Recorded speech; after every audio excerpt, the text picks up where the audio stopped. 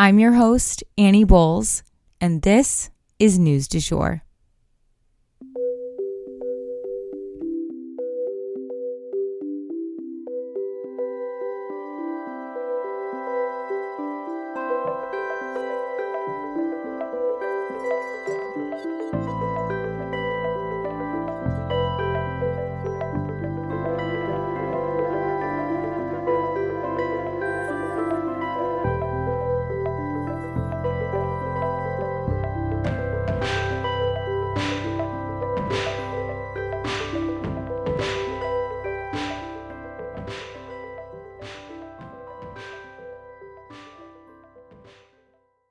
Hey, you guys, and welcome back to the News du Jour, a calmer space to consume the news.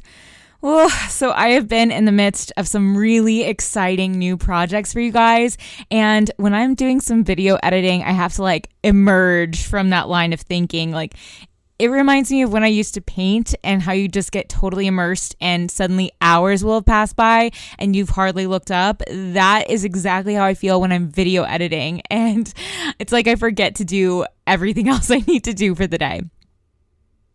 Anywho, we do have some great stories for you guys. One mini story and then 3 longer stories. We're going to jump into it, but I wanted to remind you guys that we are sponsored by Liquid IV. And as it is still the heat of the summer, and let's face it, we are all out playing in the summer heat, drinking, things of that nature. You really need to stay hydrated. And one of the best ways that I stay hydrated is with Liquid IV. I've been using this product for years. It was recommended to me by my nutritionist. It is a sports drink, but it has 3 times the electrolyte of a normal sports drink. What I like about it too is that you can just put one of the little packets into your purse and then throw it in a water bottle at the airport, or if you're at brunch, you can just stir it into your drink. It is really convenient and tastes amazing. And again, it's going to multiply the hydration in your body. So that is one of the most important things we can be doing in this summer heat. You can get Liquid IV 20% off on their website. Just at checkout, you use code DUJOUR. That's DUJOUR, all one word, and you'll get 20% off your purchase. Stock up today. So for our first mini story, I wanted to let you guys know that yesterday there were reports of an active shooter coming out of the Senate, and that prompted a thorough lockdown of the U.S. Capitol. But as it turns out, officials now think that this was a prank call. We're always better safe than sorry, but that is a lot of drama and a lot of work to put in for a kind of fake out scenario. You would think the Capitol would have better systems in place to kind of screen for this type of thing, but as we're finding out in a post-January 6th world, we really don't have things as locked down on the Hill as you'd expect.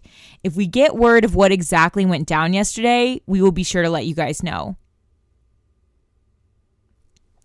So for our first longer story, I wanted to tell you guys about Justin Trudeau, unfortunately headed towards divorce.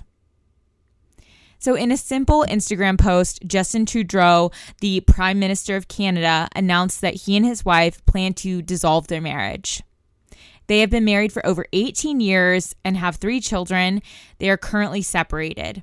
Here is what the Instagram post said, quote, "Hi everyone, Sophie and I would like to share the fact that after many meaningful and difficult conversations, we have made the decision to separate. As always, we remain a close family with deep love and respect for each other and for everything we have built and continue to build. For the well-being of our children, we ask that you respect our and their privacy. Thank you." End quote. Now, here in the US, this would definitely be explosive news. We have had only 2 divorced presidents, Reagan and Trump, ironically, both part of the family values troop, but neither of them went through a divorce while actually in office. Nobody has done that in the United States, to my knowledge. But Canada, while they are shocked, I'm sure, they're different culturally. Not that Trudeau might not take a slight hit, but Canadians are a bit more European when it comes to taking into account a leader's personal life overall. They look at whether or not the person is right for the job and go from there. let's hope that things go smoothly for Canada and the Trudeau family during this tough transition. So for our next story today, I wanted to let you guys know that Russia struck an important port in Ukraine. Okay, guys, so remember how Russia backed out of that deal that was supposed to allow Ukraine to export grain to other countries? They initially said that they were only leaving the deal temporarily and that things could be renegotiated. Well, that is now not looking likely. The Danube port, which is responsible for exporting about 1/3 of Ukraine's grain, was just bombed by Russia. No doubt this is an additional retaliation for the damage done to the Crimean Bridge, among other things. This port exports millions of tons of grain that go to the rest of the world in order to produce food like bread, etc. So this is not just going to hurt Ukraine, but many nations worldwide. It will have a ton of ripple effects. Putin has already gone over to Africa, claiming that Russia can provide these countries with grain instead of Ukraine. But this definitely faces some challenges as well and would not be something that was easy to accomplish. Many will go hungry now around the world due to this senseless war over one small nation. And lastly for today, we are going to talk about immigrants flooding the sidewalks of New York City. So in New York City, the streets are unfortunately overflowing with migrants who have found themselves defenseless in the concrete jungle. And the mayor there, Eric Adams, is really at a loss. New York City simply does not have the resources to support all of these human beings flocking to the city. And a lot of neighboring states are actually busing these migrants to New York. So he is now turning to the White House.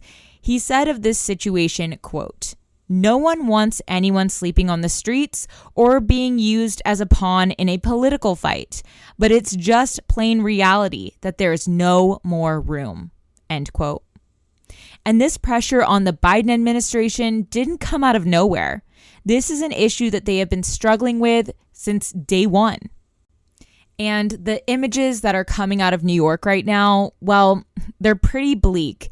Eric Adams is asking for more funding and the Biden administration to impose some stricter regulations when it comes to immigration. While Eric Adams is a Democrat, these images are likely to pull at any bleeding heart's heartstrings. He is between a rock and a hard place with this issue because his supporters are going to feel that he's not doing enough to help these migrants, while his critics will say he is letting the situation run out of control. A lot of people right now are suggesting that New York somehow tried to accommodate these migrants. Actually, this is interesting, with the very empty retail and office spaces that are currently, just vacant in New York.